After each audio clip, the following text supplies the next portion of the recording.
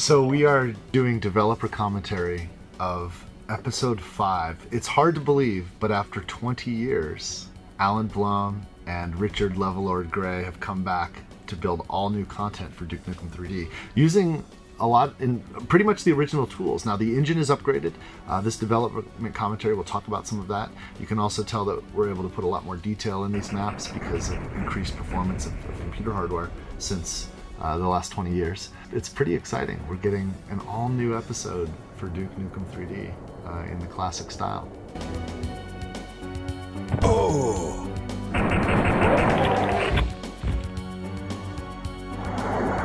The Nintendo 64 version of Duke 3D, they had all the source, and they went in and messed with the maps a little bit. They took the automobile you made in Pigsty, and they put it right there. So there's an automobile right here in Hollywood Holocaust in the N64 version of Duke 3D. Yeah. Weird.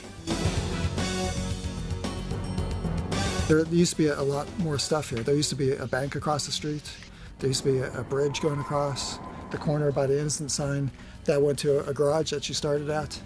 Well, all that was reduced because if you stood in this corner, we had to get 20 FPS standing in the corner. DX266. Yeah, something like that. Yeah. 66 An Intel megahertz. DX266. Not even a Pentium. 20 frames a second, which is pretty slow. And we'd cheat. We'd go down to 15. Yeah. I mean, I think we allowed you to shrink the window down too, so you're actually rendering less, and then you can get your frame rate up if you're on a worse machine. That's funny because if you bring up the console there, we actually got rid of 8 pixels off the top of the screen. That's just black because that gave us a couple frames.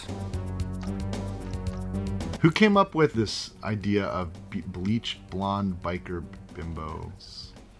Attack of the I don't remember. It feels very George. Yeah, it's probably George. I think this $1 million sign is from Blade Runner.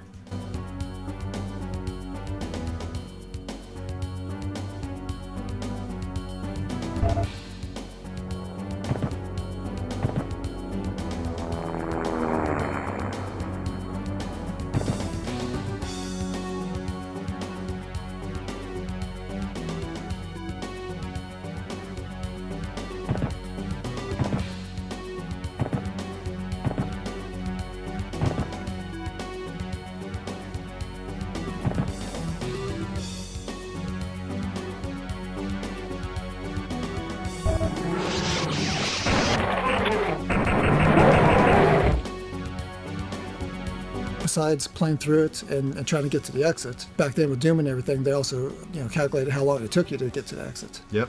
So yeah, the fastest exit you can actually run right around the back corner right now.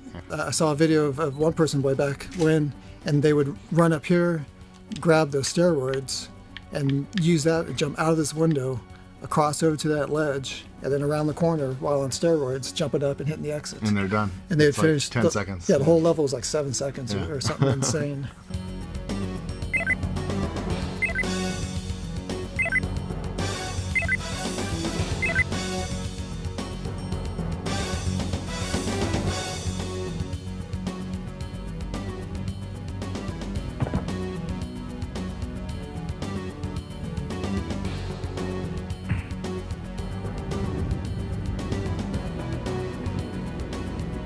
Check up at the billboard there. Highly relevant social commentary. People don't even know me. Pop culture reference from 1995. O.J. Simpson.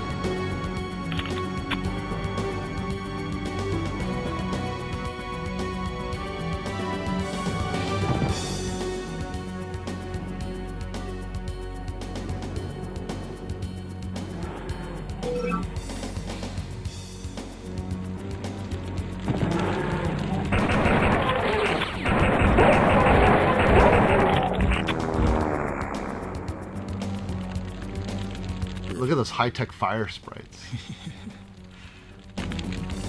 The Pyromania CD, I think, was like the bread and butter of effects artists back then. There was this library of all these fire effects called the Pyromania, and they look so good. You can just buy the disc, and you have a license to use all those effects. Yeah, I still get a kick when I see a movie these days using an effect off of that CD.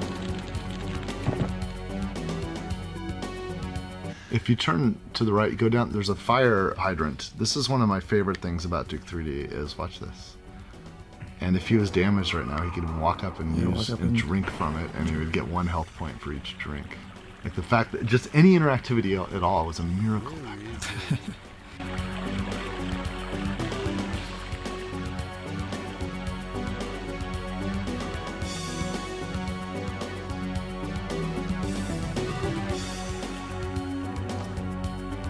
This was, I think, your intended critical path for users that didn't find the secret of the rocket launcher, because you could open those doors and go in the back door. Yeah.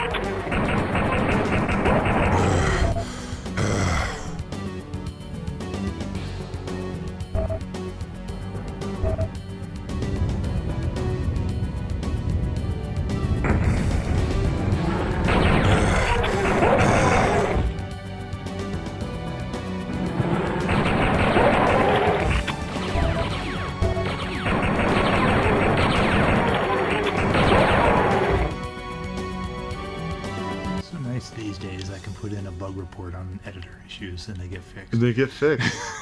Yeah. In fact, they yell at me if I don't report them. Yeah. It's like, why are you living with this? The future.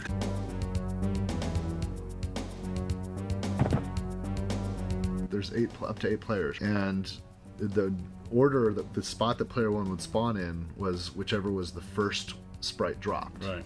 But every time you saved it, it would reverse.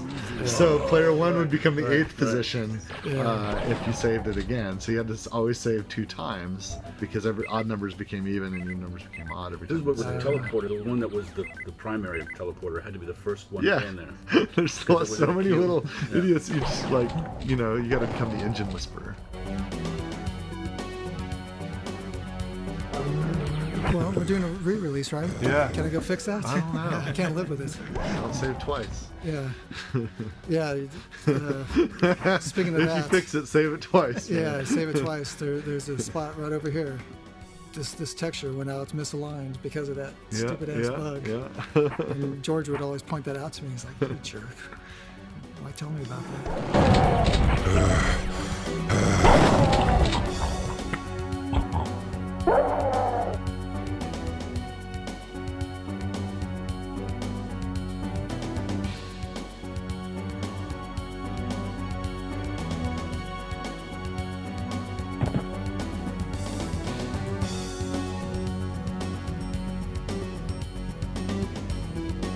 Chuck had to do a special, like he had to create frames just to have him sitting and get up off the toilet just for that guy. It was well worth it. Absolutely.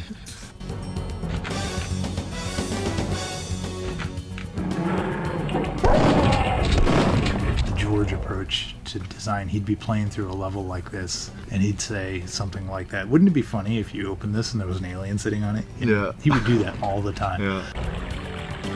I should put my email address down here in this corner. Oh, look at that. Stalker@metronet.com. Right here. Striker, sorry. Because Major Striker, I'm sorry. Big difference. Does it Major Stalker. does it still work? Do you still use that email? No. No. I actually didn't get too many emails. I was afraid I was going to get charged. Back then remember we the didn't phone have to number, but not report that. Easter eggs. Yeah. Yeah, it was just a bunch of guys making a game that, it's like, whatever happened, happened. Blow it out your ass. Damn, I'm good.